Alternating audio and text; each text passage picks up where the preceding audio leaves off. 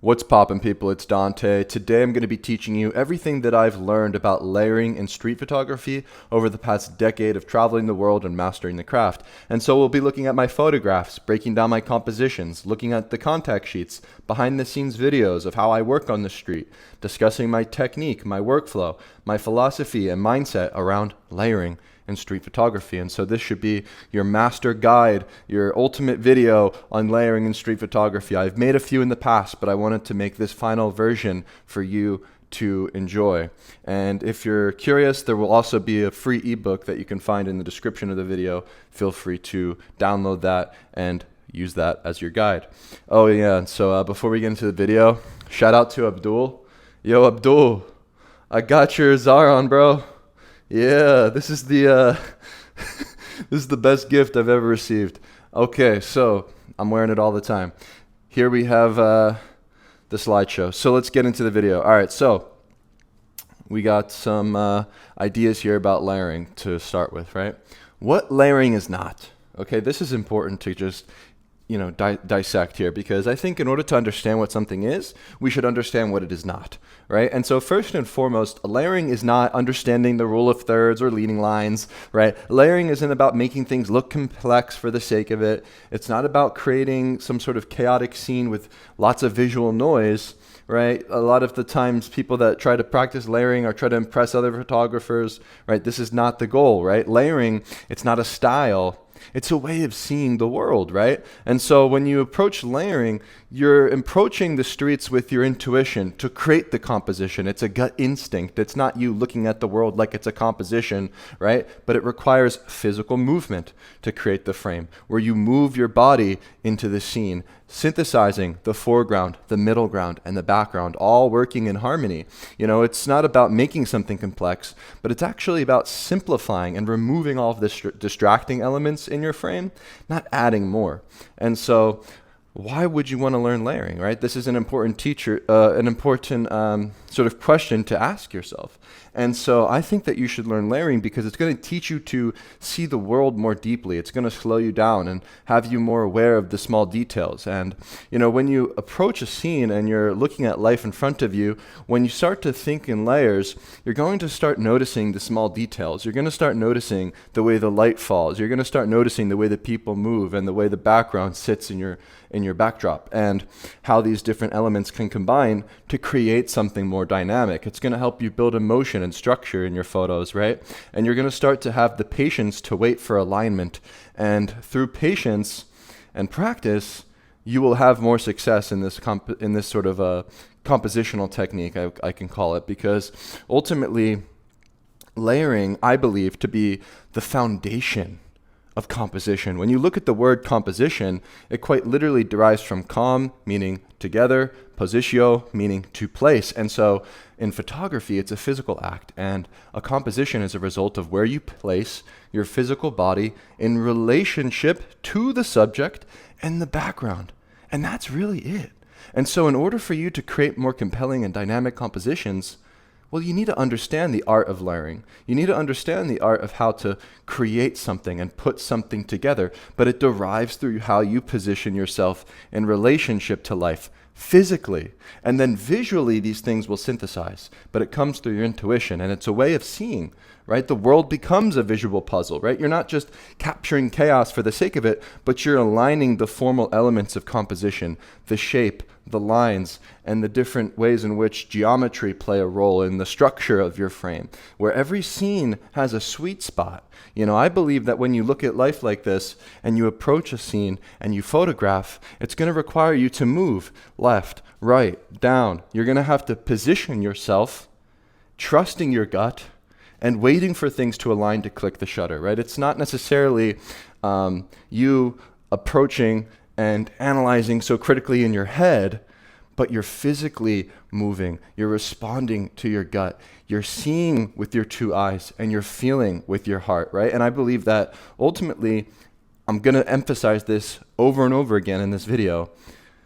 The result of the photograph is merely a reflection of where you position your body in relationship to that moment and when you click the shutter.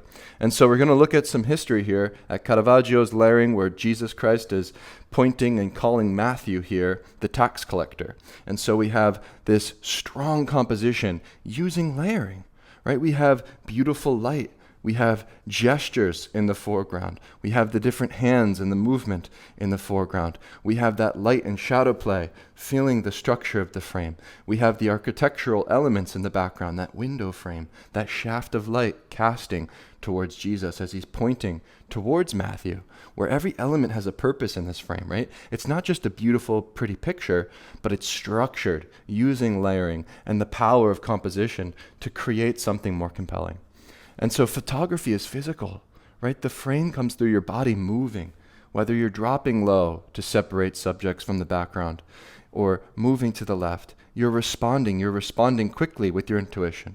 You're not thinking in your head, right? Photography doesn't require brains. It doesn't require you analyzing with your rational mind, but it requires you to feel the moment. And I believe that this is really critical because in layering, you can look at these compositions and think about how well structured they are. And wow, this photographer really must have an understanding of, the formalities of light and shadow play and, the basic compositional techniques. But really, photography has nothing to do with photography. Photography has everything to do with how you engage with humanity out there in the world. Using these 3 P's of layering, I believe that you can emphasize and actually impact the way that you engage with humanity to create these kind of layered frames. And so patience is critical, right? If you're patient when you're at a scene and you're waiting for alignment and you're letting the frame build itself, you're going to have a higher chance of you making a successful frame. If you're present with presence, right, you can tune into the body language. You can study the light and the way that it falls. You can watch and predict the gestures as people move and groove on the street, right? You become in tune with the rhythm and the flow of a scene. And then finally, position, where you move your physical body, is going to ultimately determine the composition.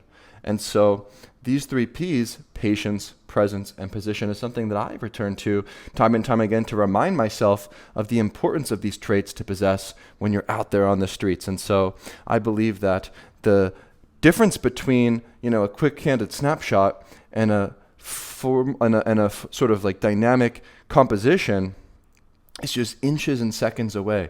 It's moments away. It's going to require you to be patient. It's going to require you to be present. And it's going to require you to be in that sweet spot, in that position, to create these kind of dynamic compositions. And so layering is not about rules, right? I'm not going to give you a 1, 2, 3, ABC. This is how to see and practice layering. I'm going to give you my real world approach to photography in this slideshow. I'm going to give you my mindset. I'm going to talk about how I move, and I'm going to break you down through all of my photos here in this video, how I dissected the scene, how I approached the scene, what was my mindset, and ultimately, how do I engage with humanity? How do I come home with these frames? And so hopefully at the end of this video, through looking at some of my examples here, you'll have a way better understanding of this technique through my real world examples here. And so the very first fundamental thing to decide when you're approaching a scene is whether or not the moment that you're looking at is going to synthesize with the background.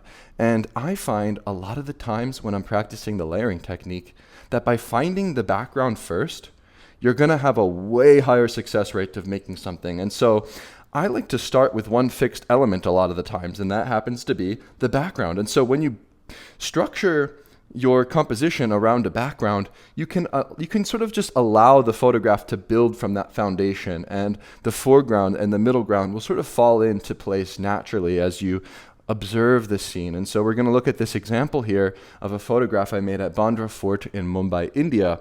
And so I used this structure of the stone wall to build my composition. And so I framed this picture using the background to my advantage, setting my stage using the background first and foremost, and then allowing the world to move around my frame.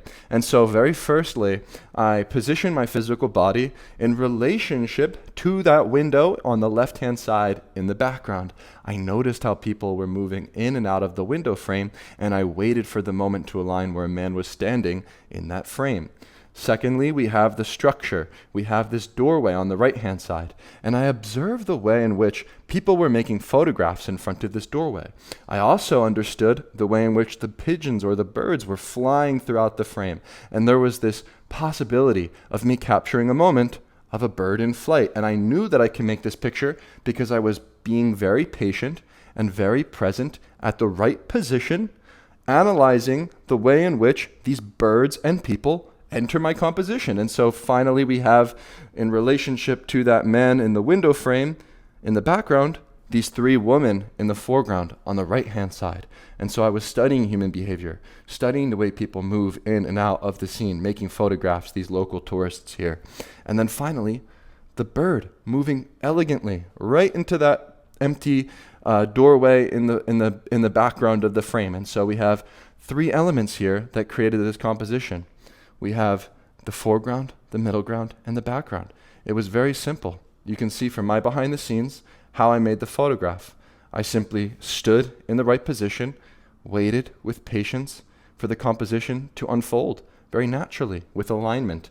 And the bird flew by at that decisive moment as I clicked the shutter. But that requires patience. It requires you to be there and be present when you're at the scene when you press the shutter. And then once that moment occurs, you're ready to click. And that gut instinct, that's when you click the shutter. And so photography is both a visual game and a physical pleasure. And this is the perfect example to start with because I'm finding my background first. I'm analyzing the visual elements that make up the frame and the structure compositionally. But then I'm in tune with the human behavior at the scene, studying the way the bird's in flight, studying the way that people are moving with patience to create this frame. And so let people come to you. Right? Don't chase. Find a background and stand still. This is very fundamental. When you're making a picture and you're trying to build a frame with layering, you want to watch how people enter and exit the light, how people move in and out of the background. And so here in Mexico City, there's so much chaos in these bustling marketplaces. However, I like to, sort of stay patient and just watch life unfold. And so I stood here for 20 minutes, waiting for something to align here. Similar to when I was waiting at that scene in Mumbai, India. I waited there for a good 20, 30 minutes. I walked around that fort for an hour, 2 hours, waiting for the light to be just right, waiting for the moment to align. And so you really need to realize that a lot of these layered frames that you see are a result of a photographer being very patient. And so a very simple sort of technique, a very simple tip to give is to simply let people come to you, right? Waiting is how you're going to catch this kind of alignment where the man enters the frame and fills the foreground in that light and shadow play. And I'm observing that sort of dynamic of light and shadow and movement in relationship to that beautiful colorful mural in the background. And so I found my background first. I saw this beautiful colorful mural. I noticed the beautiful light, and I was waiting for people to move in and out of the frame. And this is just a very simple technique that I wanted to get right out of the way because it's one of the foundations of how to practice layering. And so we have the mural in the background in relationship to the man pulling this cart with his hands in the foreground. A very simple moment, but these simple moments are a result of isolating the background, filling the foreground, and leaving out all of the distracting elements of this bustling marketplace in Mexico City. And so, once again, layering doesn't have to be extremely complex. Sometimes the best layered photographs are simply combining a strong element in the foreground and the background and using light to give form to the composition. And so I like to practice at choke points, and I encourage you too to find these sort of choke points where they become these visual gyms for you to return to time and time again with repetition. And so I learned layering very simply by approaching bus stops in Philadelphia, as bus stops have different planes to work with. People are waiting by the bus, standing, sitting. There's pedestrians on the sidewalk moving. And so each person will, sort of enter these choke points and give you the possibility of making a layered photograph. And so remember that repetition is critical, and returning to the same locations over and over again will give you an opportunity to study the way people move and study the light and the way that you can create these kind of frames. And so here at this moment, I started with my background. I noticed the light and the way it casted upon the bus stop in relationship to this peculiar sort of sign on the left-hand side, in relationship to the sky and the way that it was isolated there like a frame. And so I positioned my body and waited.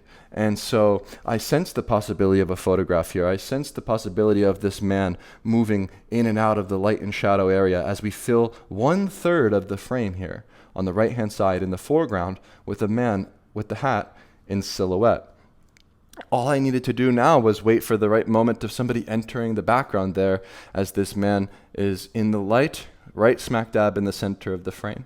And then finally the structure of the background with the buildings, with all of the leading lines and the textural elements that make up the frame fell together naturally through my physical body's positioning.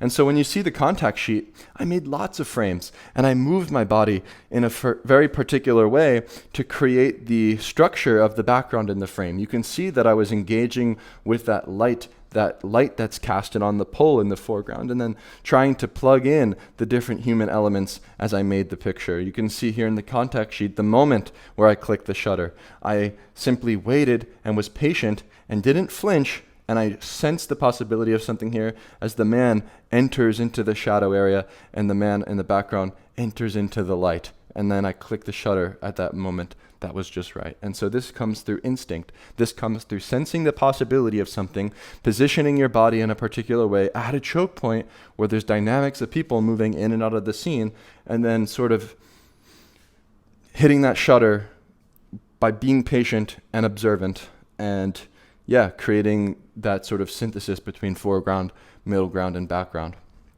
And so less is more, right? Layering doesn't need complexity.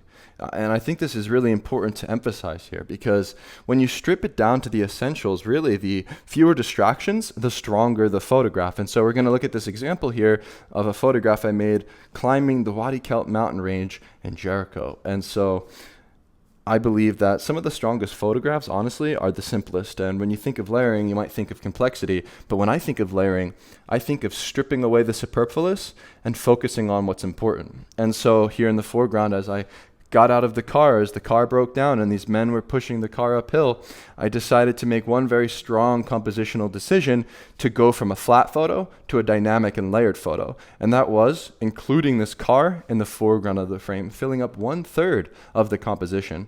Moving to the middle ground, we have the men gesturing, pointing out into the distance with the second car there in the middle ground of the frame.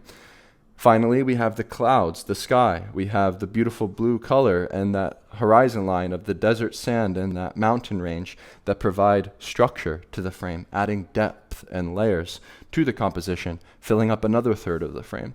And so when you look at the contact sheet, I was on an adventure. I went and I was praying in a mosque, and after the prayer session, making salah, these men noticed me and invited me to their home. We had some tea, we had some coffee, and they invited me for an adventure. And I got in their car and we drove to the top of the mountain. And as the car broke down spontaneously, I got out and made this photograph. And so you can see the way that I'm photographing through this journey in this contact sheet. And then ultimately, you can see in this contact strip, originally, I was photographing something very flat. I didn't have a foreground element. But then when I made that one simple slight movement, that one simple repositioning of my body in relationship to the subject in the background, filling that 1/3 of the frame with the car in the foreground, I was able to create something way more dynamic and way more beautiful, really, and something, simple can go a long way. It's not about stacking complexity, but it's about making order of these chaotic scenes to create something more dynamic. And so here's the result of the photograph. And here are some of the behind the scenes of this adventure that I went on to eventually wind up at this sort of mountaintop here. And you can see me with the Jolin brothers. One of the things I like to do to get into these kind of situations is carry an Instax camera with me, gift prints to strangers, and then go on an adventure and be a fly on the wall and make pictures. And so we got to the top of the mountain range, making tea and coffee over top of this fire here, and looking out towards the Dead Sea on top of the Wadi Kelt mountain range, looking out towards Jericho in the desert. It was just a beautiful scene, and you can see a video here of the behind the scenes.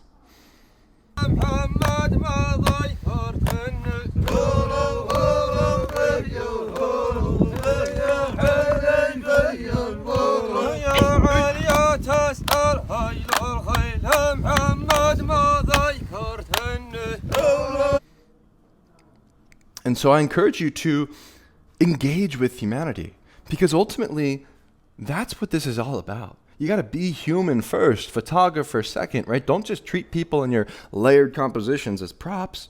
You want to be present with them. Look at this example here of this photograph I made in Napoli. I wasn't out there on the hunt to make a picture. I was curious. I was on vacation with my brother. I was just living my everyday life and bringing my camera for the ride. And then this moment occurred spontaneously after my brother and I were lounging on the rocks by the Mediterranean Sea. We were sunbathing, swimming, just enjoying ourselves. And, I wasn't chasing a photograph. I was simply living my life. And this shot came naturally through connection with these locals here as they were talking with us and told us about their watermelon that they store in the sea as a natural refrigerator. I remember swimming with these men, and they were feeding me live fish right off the rocks with their knife, cutting off these little different shellfish and eating them right there at the scene. And so I was here. I was present when I pressed the shutter. I was enjoying the watermelon with these men, right? And so to make this composition, though, essentially what I did was I watched as the moment unfolded of the men cutting open the watermelon and sharing it amongst each other. But I analyzed how I can make something simple here. It's a chaotic scene. There's lots of movement, dynamics going on. We have, a simple moment, right, of the watermelon, that gesture. But I want to make something more dynamic when I approach a scene like this. And so my decision was to position my body in a way where I'm looking downwards and using the sea as my backdrop. And so that helped me simplify the frame and get rid of the superfluous clutter of the background. And so I analyzed the way this swimmer was moving in relationship to the people in the foreground and used him as my anchor. And so I'm building this frame from back to front, positioning myself in that sweet spot where I can see that swimmer clearly in relationship to the foreground. And so I built my composition around this swimmer. And so I'm moving my body in relationship to the swimmer. The foreground on the right-hand side, filling up 1/3 of the frame, falls together naturally in relationship to the way in which I filled the left-hand side of the frame with that man there in the middle ground, holding the watermelon and cutting it open. And so by positioning yourself in relationship to these different elements from back to front, you can find that sweet spot that reveals the sort of composition very naturally, if that makes sense, right? Where we have the watermelon here in the foreground from the right, left, and center, creating this spiral dynamic composition very naturally, where your eye then moves in a spiral in a circle around the frame. But this isn't something intentional. This isn't something like I can predict in my head. I'm just finding myself moving and positioning myself in relationship to these different elements and responding to my gut and sensing the possibility of things aligning here. It's not so deliberate, if that makes sense. And so you can see in the context sheet the way in which I worked the scene, right? I was making photographs of the man initially, cutting open the watermelon very close up, and then I noticed the swimmer in the background, right? I noticed that swimmer in the background and the way they were handing off the watermelon. And so I decided, let me position myself in relationship to that swimmer to add the background element, to fill the frame with more visual interest, and then ultimately come home with this composition. And so you can see here on this context strip, the way in which I'm trying to position myself in that sweet spot where I can see the foreground, middle ground, and the background of the swimmer. And so here's the result of the photograph. And I think something really important to emphasize here is how each plane from foreground, middle ground, and background fills up 1/3 of the frame. We have 1, 2, 3 different planes, and it's very simple to break a frame up this way. And so embrace the spirit of play. When I was out there in Napoli, I was having fun, laughing, swimming, spending hours at the scene. Similar to the way in which I engaged this particular scene in East Jerusalem in Shafat refugee camp. I'm entering in the wall that separates Israel and Palestine, putting my bag through an x-ray machine, having an Israeli soldier look me up and down and look at my passport. I'm looking at the barbed wire fence and this tall looming wall and thinking to myself, why am I here? Where am I? But I'm just this big kid embracing the spirit of play, curious about humanity. And so when I approached this new place, the first thing I did was notice this watermelon truck, and these men were just having fun, working at the scene. And I approached them very naturally and just sort of playfully by having a conversation and engaging with humanity in my own way through the spirit of play. And so your energy is going to invite you into these different scenes. And so the watermelon is what drew me in here to press the shutter. And so, of course, I was curious about the popping light and shadow play, but the color of the watermelon was striking. And so I captured this man's gesture here in the foreground as he lifts the watermelon up and puts it on top of his head. In relationship to this man on the left-hand side in the middle ground of the frame, we have all of these different elements, the way in which the shadow falls at the scene, right? Where when you approach a scene with strong light and shadow play, there's something there. You kind of just sense the possibility of something occurring, right? You can sense the dynamics and the tension between light and shadow and the way that it falls on people's faces, revealing gestures, hiding gestures, revealing moments, crushing shadows, right? These different things can create more dynamic frames. And so the structure of the background of the frame falls together naturally as you sort of approach the scenes this way. And so you can see me here in this behind the scenes video of how I engaged at this particular scene. I think I was 20, this is like 9 years ago or something. I was like 20 years old, traveling abroad, and approached this scene very playfully. And so you can see exactly how I worked the scene when I was first getting started on the streets.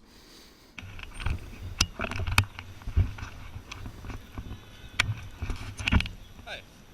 Is it okay if I take a photograph of the, yeah? Shukran.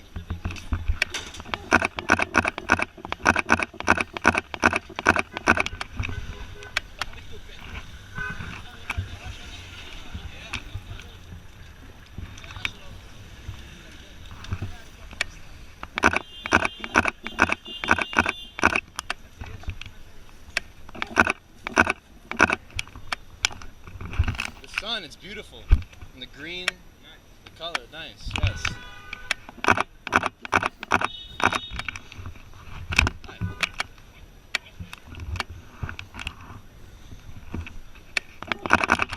What time do you eat? Ramadan? Not now? Okay, after 12, wow. I'm from America. Yes. Trump? Maniac. Yeah, he's crazy, a little crazy. Yeah. In America, I live in Philadelphia. Yes. Oh, nice. Oh, cool. Miami's beautiful.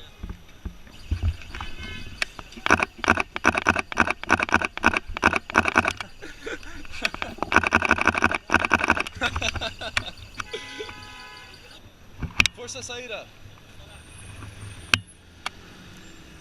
And so as you can see, the way I engaged with the spirit of play at the scene worked in my favor. At the end of the sort of working of the scene here, this man lifts the watermelon up playfully and is joyous and smiling and laughing. And, I believe that a photograph is merely a reflection of how you engage with humanity. It's a reflection of your love for life. And so composition is physical, right? The best framing is done with your body. And so as this man swoops by doing a wheelie in Philadelphia, I have to think very quick on my toes, very physically, in order to create this composition. Where do I need to be to make a photograph of this moment, right? And so your position is going to determine the power of the frame. And so I had 2 opportunities to make a frame of this moment. There was only 2 boys doing wheelies. And so the first time I was standing at eye level and you couldn't see the man against the background. And so the second opportunity I got as this man was coming down the street doing the wheelie, I thought on my toes very quickly and spontaneously through my gut to drop to a low angle to then separate this moment from the background. And so one half of the frame is the moment of the man moving through the frame, doing this elegant wheelie on his bike. And then I separated that man doing that wheelie from the background on the right-hand side as we have the skyline there of Philadelphia, giving context to the sort of location of this moment. And it was a very simple decision. I dropped low physically to create this composition, making order of the chaos, understanding that if I drop low, you will see the frame more clearly. You will see the moment, the gesture of the man doing the wheelie against that background in the blue sky, separating him from the left to the skyline on the right.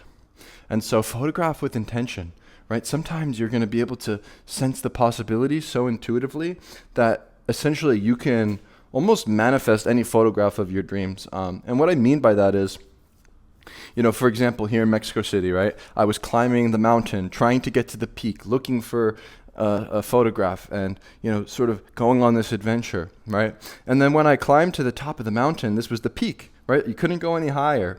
And so I even climbed up the ladder and got to this point at this construction site where men were building. And, this was the scene, right? There was a couple men at the construction site. And then I noticed Jesus with his arms outstretched. And so I'm going to share with you the behind the scenes video eventually about how this photograph was made. But essentially I looked at this sculpture of Jesus and I thought to myself, if I plug that in the background, I can relate something in the foreground to that background and create something dynamic. And essentially it occurred perfectly as the gesture of the man holding his arms outstretched sort of relate to the arms outstretched of Jesus on the sculpture there in the background. And so when you go out there with the intention of creating a composition, you can manifest anything from your dreams. And so we have, firstly, me plugging in the background of the composition with Jesus there on the right-hand side in the sculpture. And so I was very hyper aware of that small element that adds a lot of impact to the frame. And so we have the structure, the composition, all of the different elements in the background of the frame set. I'm looking at the way the storm cloud is rolling over the background there in the mountain range. I'm aware of the gritty texture of the brick in the construction site. And then finally, we have in the foreground, the man who's gesturing with his arms outstretched and his mouth open, repeating the same gesture of Jesus on the cross. And so this came with intention. This is not, a happy accident. This isn't luck, right? This is intention. And so the dog swoops by at the right moment and, fills that left-hand side of the frame in relationship to that bag of soil or cement on the right-hand side. And we have these different elements that filled the frame very naturally through me photographing with intention. And basically this gesture of the man outstretched, repeating the gesture of Jesus outstretched, is the cherry on top that makes this photograph more impactful. And once again, this isn't an accident. This is something that I believe anyone can achieve through intention when you're at a scene. And so watch the behind the scenes video and you'll even hear me speak out loud my idea of photographing Jesus in the background in relationship to a subject in the foreground. Hey. Bro. Hola, bro. Estamos, ¿sí o no? Wow. La foto. La foto, mira. El aeropuerto. Beautiful. Aeropuerto chulo. Así, mira, así. Sácamela así.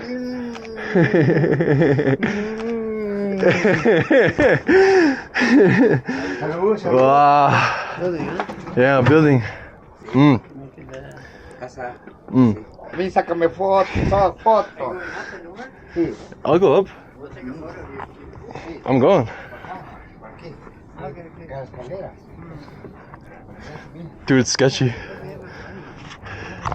Whoa. Dude, Matthew, you gotta come up here. If you get the guy in the right spot, you can get Jesus in the guys. Jericho, así te puro Cruz Azul. Aquí, fíjate, ve. México. Mira, México. Cruz Azul. México, Cruz Azul. ¡Ey! ¡Puro Cruz Azul! Oh! ¡Puro Cruz Azul! ¡Puro Cruz Azul! Ya. Sorry. México, puro Cruz Azul.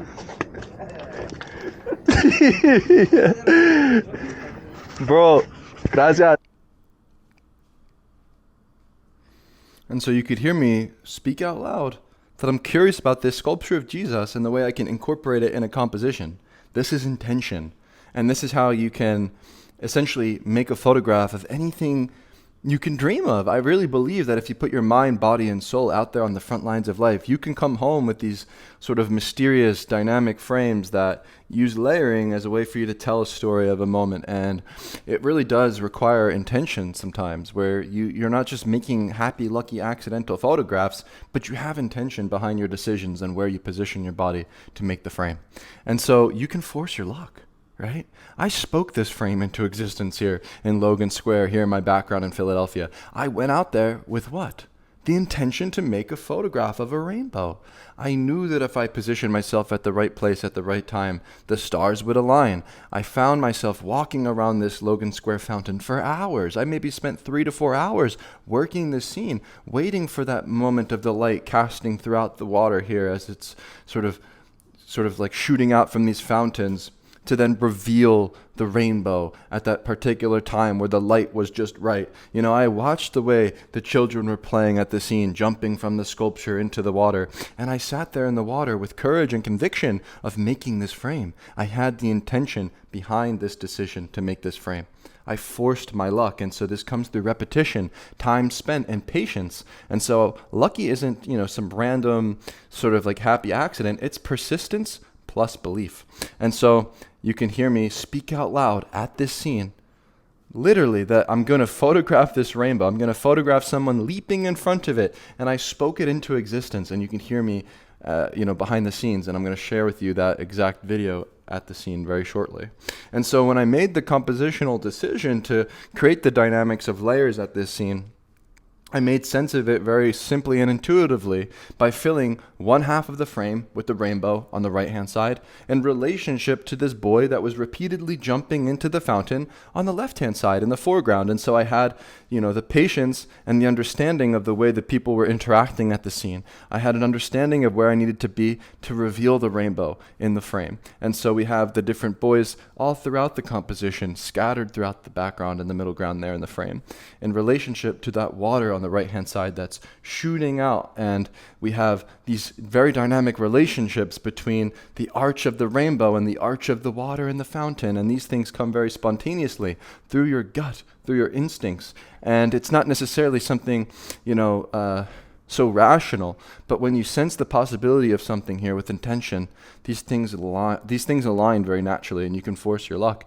And so listen to me behind the scenes and how I'm literally speaking this photo into existence with conviction. And so once again, intention is very important.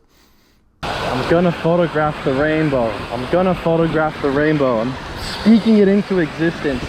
Somebody's gonna leap in front of it in a glorious position, and I'm going to photograph it right now. I'm gonna be patient and I'm gonna wait here because I believe that I'm going to capture this image with all of my heart. I'm going to sit inside of this water until it happens.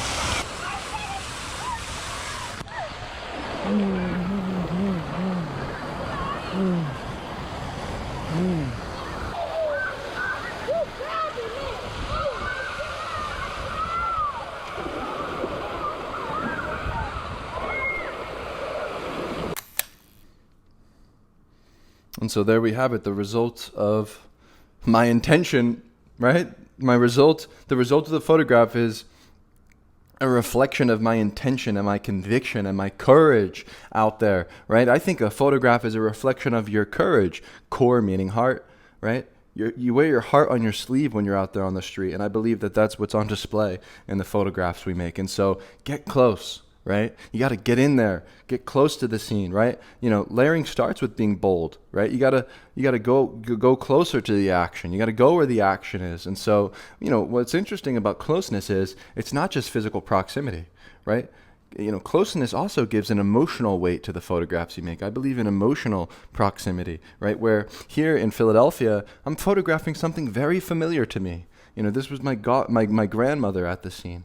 And I filled her in the foreground by getting close physically and emotionally, by being there and being present when I pressed the shutter, by being engaged with my family and my cousins in the background. And so I was simply there when I pressed the shutter. I wasn't looking for a photograph. I was living my everyday life, and I brought my camera for the ride. And, this photograph feels real and raw because I was right there. I was close at the scene. And so filling 1/3 of the frame here, if not 1/2 of the frame with the gesture through physical proximity, you can create more impact. And so filling the foreground with this very strong gesture is what makes this photograph so dynamic. And so I simply broke the frame up from left to right by filling the foreground on the left-hand side in relationship to the middle ground on the right-hand side of the 3 people there that are gesturing and lounging in order to give more context to the frame. In the background, we have the skyscrapers, the fence line, and the different elements that make up the background in the sky, such as that cloud there that is looming in relationship to the different small gestures and details like the red lipstick, the red nails, the gestures of the faces and the hands in the background, all fill the frame to create more dynamics here. And so you can see here as I emphasize the gesture in the frame in the foreground, that closeness, that physical proximity is what makes this dynamic frame so compositionally striking. And it resulted in me, just being present, engaging with life at this moment, getting physically close and positioning my camera as close as possible to that gesture to fill the foreground, to bring the viewer's eye and sort of guide them through the scene, through that physical and emotional proximity.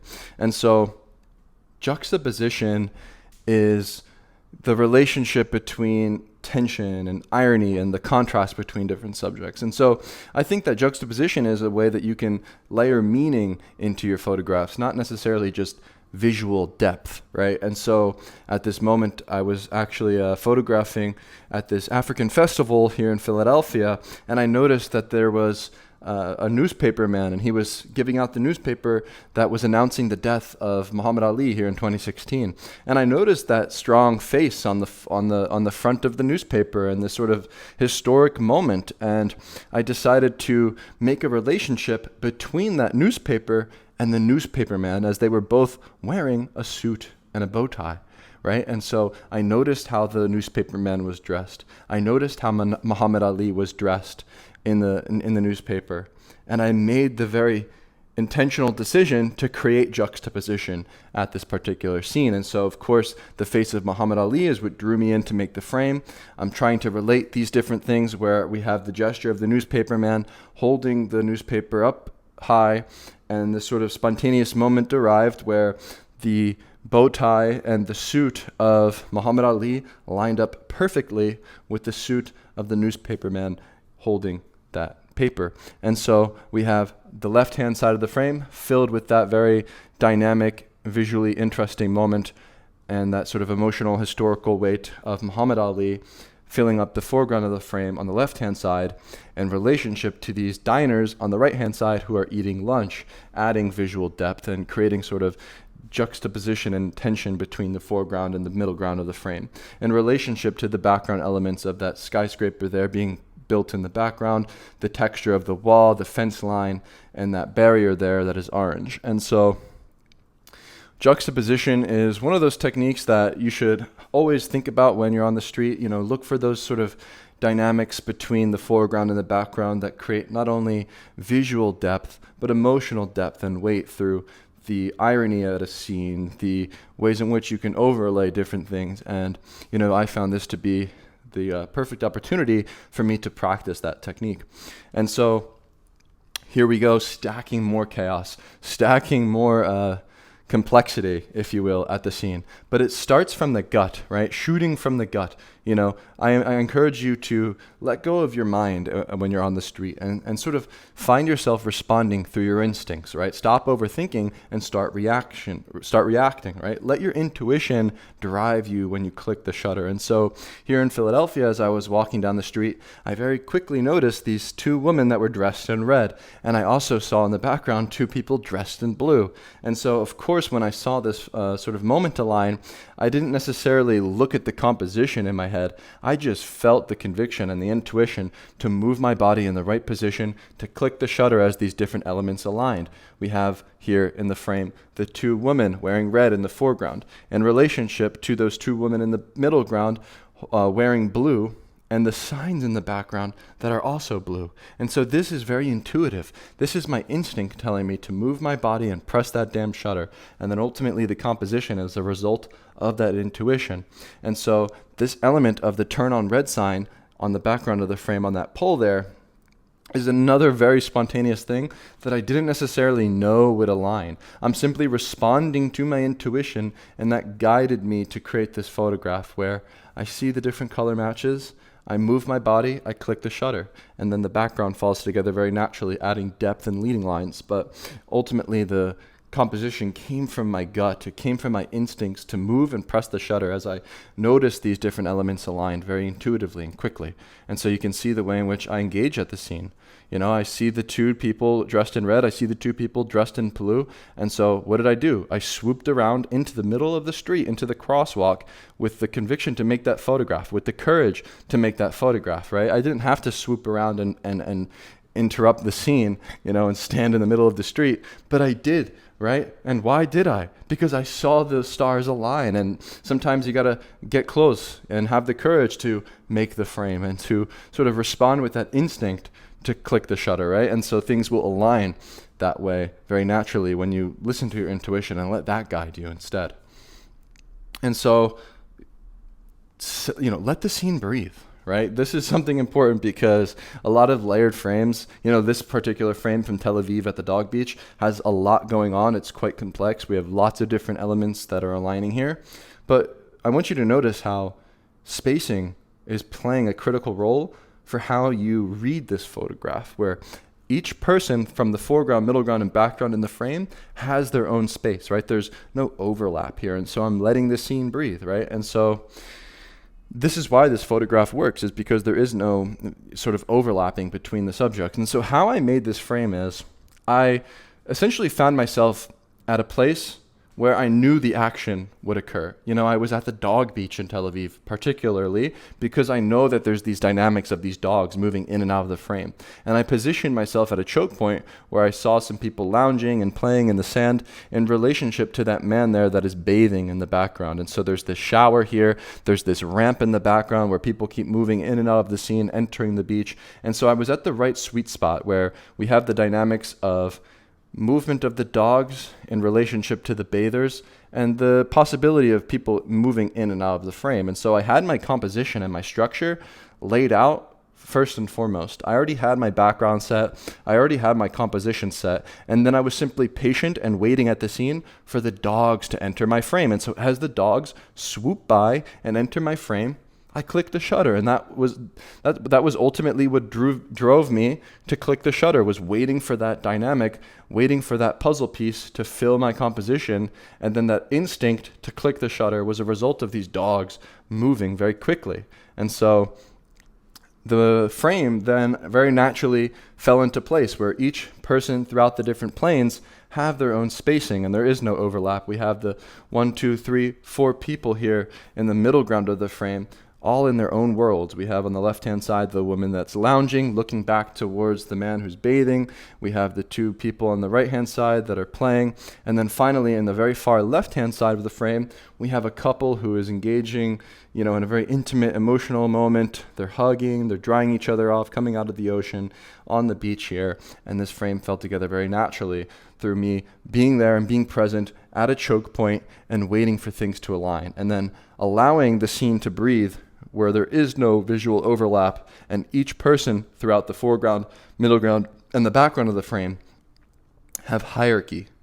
And so, like I waited for those dogs to enter my foreground, I believe it's important to add a strong foreground, right? Foreground is what's going to pull the viewer into the image. And so get close and use bold shapes or gestures to fill the foreground of the frame. And so here in Mumbai, India, I approached this scene of these boys that were lounging in the beach, jumping into the water, and it was a very beautiful moment. And one of the things that I did was fill the foreground of my frame with an anchor. I had this boy who wasn't moving. You know, this boy was simply sitting on that rock. And so I used him as my anchor to create and build this photograph. And so I filled the foreground of the frame with that boy who is seated there on that rock, and then related that boy in the foreground on that rock to this gesture that is right up and close to the lens of my camera here. And so on the right-hand side, you can see this hand that is sort of right up against the lens of my camera.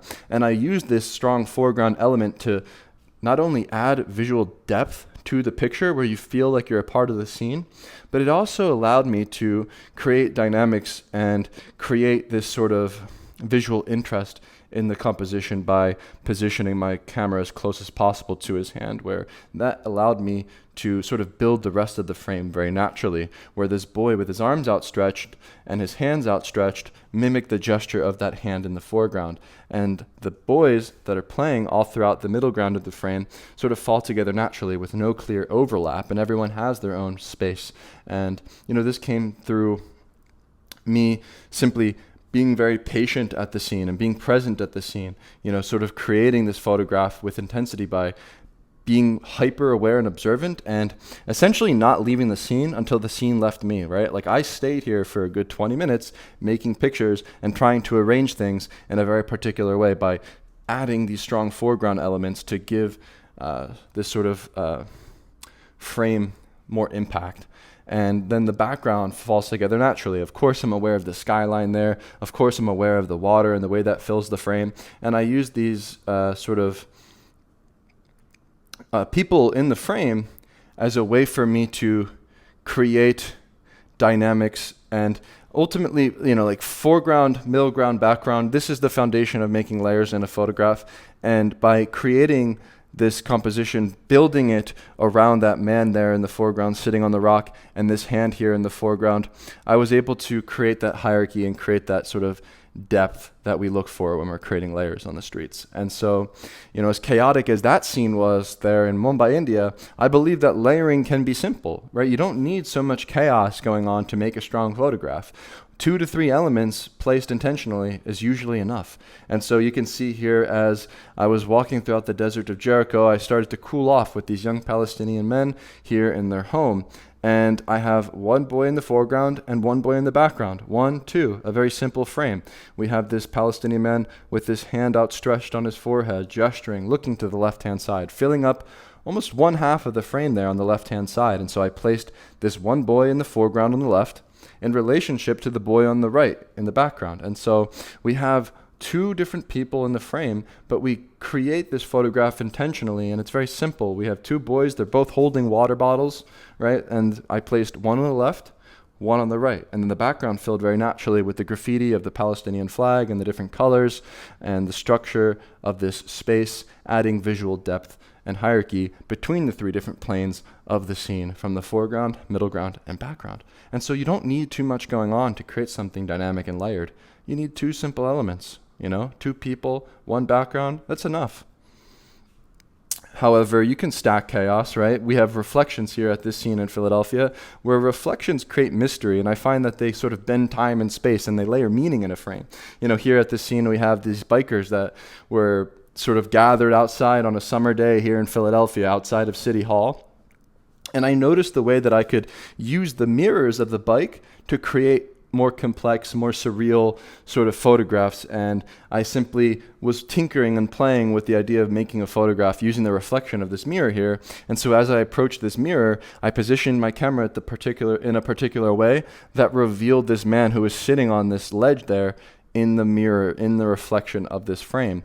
And so that came through me being at the right position. And then as this man came off of his bike, I added the foreground on the left-hand side with the face and the gesture of the biker there on the left-hand side in relationship to the man on the sidewalk filling the right-hand side of the frame. And so we have the shape of this mirror and the shape of the helmet repeating throughout the frame. And then if you look at the left-hand side, we have another mysterious element of this woman who is revealed in the reflection of the mirror in the very, very far deep background. And so when you approach a reflection, when you approach a scene like this where there's lots of different things going on, things will fall into place very naturally through your intuition and your position and when you click the shutter. And I find that layering and using reflections to add a sort of mystery to a frame can be a really simple way to do this kind of stuff. And so the background of the lines of the sort of buildings and the sidewalk and the ledge on the right-hand side and all the different structural elements that make up the background fell together naturally through me positioning myself close to that mirror. And so there's lots of chaos, there's lots of complexity in this frame here, but once again, I'm simply building it around one simple idea of me using a mirror to place a subject in a reflection and then stacking the different elements naturally. And so you can sense the possibility of these kind of chaotic, sort of complex, layered frames when you approach life. And, when I approached that mirror, I could sense the possibility, right? When I approached this particular scene in Zambia, Africa, of these children playing upon this empty frame, I sensed something here. I used light to add depth. And so don't forget light as an element to add to your toolkit when you're making these layered frames, because ultimately layering is what gives form and shape to the scenes that we photograph. And so light is out of our control, right? We can't necessarily control light, right? The way the shadows fall, the way the light falls at particular times, these things are out of our control. But it's that spontaneous nature of light that intrigues me and helped me sense the possibility of this moment here, where the boy's eye is revealed in the light and his face is crushed in the shadow, sort of using that rim light there on the left-hand side. But this isn't something that I necessarily saw at that moment I clicked the shutter, but I sensed the possibility of it occurring. And so light reveals depth and adds form to a frame. And so the first thing that I noticed when I approached this particular scene was the beautiful shadow casted upon the wall. Photographing at the golden hour is pretty much the best time to shoot. We all know this, the long looming shadows, the beautiful casted light, that provides so much more form and depth to our pictures. And so when I saw this shadow casted upon the wall, I was simply moved and started to make pictures around that and building my composition around that shadow. And so I positioned my body in relationship to that shadow in the background and this boy hanging on the frame on the left-hand side in the foreground, in relationship to these different children that are playing throughout the middle ground of the frame, very naturally falling into place on the right-hand side. And so we have the structure of this empty frame and that background there, adding depth and layers to the composition, where we have the light casted upon this wall, casted upon this scene, and the children as they play, giving form to this moment. And then finally, the way the light interacts with the interplay between light and shadow, as this boy in the foreground is the hero of my frame, his eye is revealed upon his face in a very particular and peculiar way that adds emotional and visual impact and depth to the foreground of the picture, which is the cherry on top, which is why I believe this photograph is ultimately successful. And so if you look at this contact sheet, I'm making lots of frames. I'm moving my body around the scene in relationship to that shadow and the boy in the foreground. And so when you look at this contact strip, that moment the boy turned his head is what made the frame. Because as you can see, after I click that shutter, he moves himself from the scene. He's leaving that moment there. And, it's that split second. It's that like last 5 seconds of you being at the scene that sometimes means everything, right? And so you got to be patient when you're working a scene like this. You'll sense the possibility of something and you'll position yourself at the right place at the right time and things will simply align, right? It really does require time spent at the scene, being present, understanding the light and the different relationships and dynamics at a scene, and then you'll be surprised at what you find.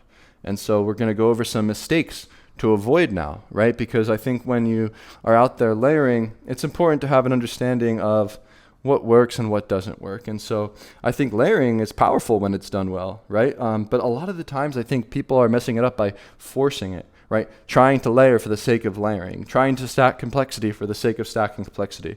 And so we're going to break down some of the common pitfalls that people fall into when trying to practice layering on the streets. And so I encourage you to avoid these, and ultimately your layering will improve instantly.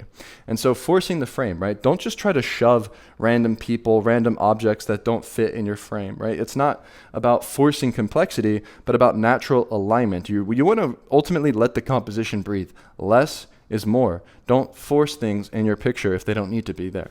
If you see a lot of different people at a scene, well, maybe you want to make sure that you eliminate some of them and sort of fit the people that align naturally in your frame. You don't need to stack every single person at a scene in your picture.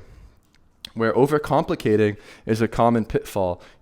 Too much going on creates visual chaos, right? If the eye doesn't know where to go, the photo fails. Here at this scene, I photographed a simple moment of this boy in Jericho in the foreground playing with his donkey in relationship to the trash burning in the background and the mountain looming there in the skyline. And we have a very simple moment, And it came through me reducing all of the clutter and focusing on the simple moment of the boy. You know, you don't necessarily need to overcomplicate things. You want to simplify things so that a viewer can actually read the picture. And so the wrong position will ultimately give you flat layers. And so layering is all about where you position your body. And so you want to make sure that when you're out there and you're photographing, you're moving your feet. You want to position yourself at a particular sweet spot at the scene to create your composition. And so don't be afraid to drop low and separate subjects from the sky. Don't ignore the light. You know, light is what's going to give your layers separation. Flat light will create a flat image. And so if you use light and shadows to your advantage, you can give more dynamics and more depth to your picture, where the light gives structure and form across the 3 different planes from the foreground, the middle ground, and the background. And so don't go out there and chase impressiveness with layering. You know, I think layering isn't necessarily about like trying to impress other photographers with your ability to, you know, stack different elements visually with complexity, right? That's not what this is about. But it's about making a photograph that is from the heart, from the gut, from your instincts, you know, focusing more so on the human elements in your frame, that sort of emotional weight of the frame. You know, we have here in this moment that I photographed in Baltimore, the joyous smile of the girl playing in relationship to her sister, sort of lounging in the tree. And, you know, these sort of simple, playful scenes where you're engaged with humanity should be the goal. The goal isn't to impress other photographers, but the goal is to reveal the soul of the street. And so layering just to layer is a very foolish approach. You know, you don't need, you know, all 3 planes of the foreground, middle ground, and background every time. Sometimes a simple moment against a backdrop is enough. You know, layering isn't always about the sort of complexity of a scene, but it's about synthesizing a simple moment, a simple gesture, and making it easy to read. And so you got to know when to hold back. You got to know when you're forcing it. And when you're forcing layering, it's not going to work out. And so you got to know when to hold back. And so weak backgrounds will make a weak photograph. And so the background is the anchor that holds the entire photo together. Whether it's the way the light and shadow play cast upon a colorful wall, whether or not it's the textures or the sort of ways in which the skyline emphasizes in the background of your frame, you want to make sure that the background contributes something to the foreground of your picture. And so, you know, with layering, a lot of the times we're going to work back to front and find our backgrounds firstly, and then build the scene around that accordingly. And so a weak background will ultimately give you a weak photograph. And so remember that. And so leaving too early is a common pitfall. You don't want to abandon your frame too soon, right? I sometimes wait a long time at a scene. You know, when I was in Napoli, how long was I there for? 3 hours. When I was walking around Logan Square, how long was I there? 4 hours? Who knows? I'm sometimes there for 10 minutes. Sometimes it could be 20 minutes, 30 minutes. You know, I like being present and patient at certain scenes. And this is something really important. You know, a lot of the times I don't leave the scene until the scene leaves me. And so I encourage you to do the same. You know, just wait it out, right? The moment will align. You just have to be patient. And so centering everything is another pitfall. You don't always need to make a centered composition, right? Dead center doesn't always create visual interest. However, tension comes when you off-center a subject on the left-hand side or the right-hand side in relationship to the background. And so let the different parts of the scene overlap or fall outside of the middle of the frame so that you can create energy in your compositions. Copying without understanding. You know, don't just imitate other photographers who use the layering technique for the sake of it, but you need to understand why you want to use this technique, right? It's important to study great photographers, but apply their principles and their sort of visual language and their way in which they approach a scene, not just their style. And don't just try to copy other photographers who use layering for the sake of it, but try to understand why they use that language in their photography and find your own rhythm and your own approach to creating these kind of layered photographs with intention, not imitation. And so we're going to go through a couple different ideas here with daily practice and mindset that you can apply when you're out there on the streets, where, you know, I think ultimately, you know, photography requires practice, repetition, and a sound mind, you know, a life-affirming mind, that sort of positive energy that carries you out there on the streets. And so repetition builds mastery. The more you see, the more you shoot. The more you shoot, the more you learn what actually works. And here at this scene in Baltimore, as I photographed the rainbow on the right-hand side, guess what? I actually went out there with the intention of making a photograph of a rainbow. You know, street photography isn't about luck. You know, it's about showing up there again and again. This is the first rainbow photo I made in 2016. I remember going out with the intention of photographing this. I remember thinking in my head, If I go out there during this rainstorm, I put my umbrella on, I went out with my Ricoh GR2 at the time, and I found myself at the right position at the right time, and things just aligned. But it comes through repetition and going out there with conviction and courage and curiosity, right? This is what it's all about. And so if you go out there and you walk the same blocks, if you go out there and you watch how people move at different times, if you see how the light hits at the same corner at different hours, you're going to start to become in tune with the rhythm and the beat of the street. And this sort of repetition in your practice is what's going to build mastery. And so I believe that you should treat photography as practice. And so one very particular way that I learned layering is through photographing at bus stops. And so you can see here in this behind the scenes video, I'm using this bus stop as a way for me to build a composition using the advertisement in the foreground in relationship to the people moving in the middle ground and that beautiful mural there in the background. And so I find that bus stops are the perfect mundane places where people are moving in and out of a scene. And, there's these different planes of people standing, of people waiting, and people walking on the sidewalk where you can gather your or you can practice your ability to layer at these different sort of environments through practice and repetition. And so I practiced, right? I would go back to the same bus stop over and over again, practicing my ability to make these kind of pictures. And so think about it that way. Treat photography as practice. Use repetition. Find yourself returning to the same location over and over again to practice this technique. And so forget the rules. Trust your instincts. Photography comes through your gut.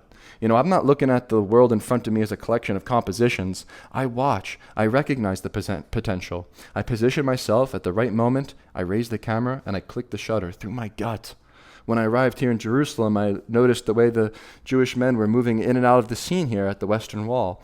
However, my instincts told me to move myself away from the Western Wall as it was a flat composition of people simply, praying at that wall. However, I noticed the way that they were moving in and out of this moment here by the bathrooms, that there were more dynamics and more energy, and people moving sort of moves me. And then I trusted my instinct to move to that location. I trusted my instinct to click the shutter as people aligned. I wasn't looking at this scene in front of me as a composition, but I was watching as things aligned. I was watching as people moved. And then I moved and I clicked the shutter and it came through the gut. And so don't try to force anything. You kind of got to let go of the expectations and let life flow towards you, forgetting the rules and trusting your instincts. And so this is really important. This is a perfect thing to wrap up with. Photography has nothing to do with photography. Photography has everything to do with how you engage with humanity out there in the open world on the front lines of life. A photograph is a reflection of your lust for life, of your love for life. It's about being present when you press the shutter. It's about being patient. It's about being close, both physically and emotionally at these different scenes. As much as you can study the technique and the fundamentals of composition using leading lines and the rule of thirds and how to stack the foreground, middle ground, and the background, it's all about being out there and being engaged with humanity, and that's what's going to reflect back in the photographs you make. A photograph requires you to go out there and exude your courage, because, why? Because you're out there in the physical world. You're out there engaging with humanity.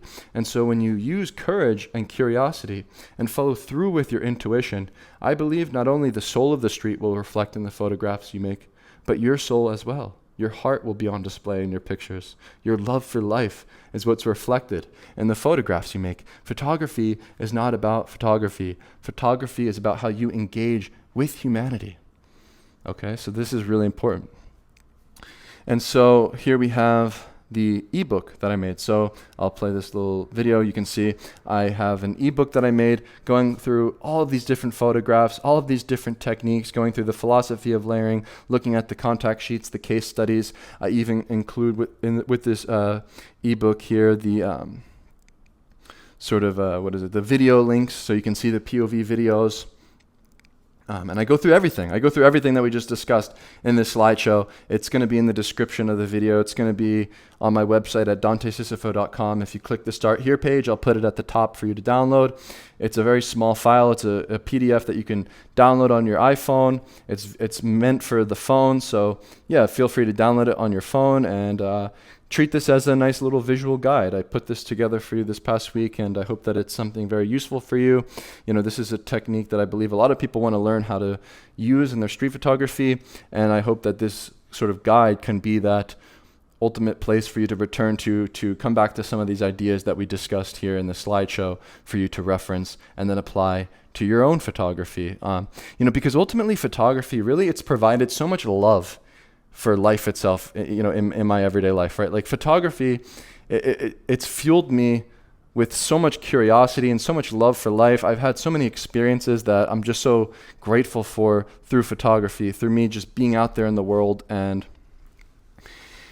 to me, that's what it's all about. Like photography, it gives so much back to you.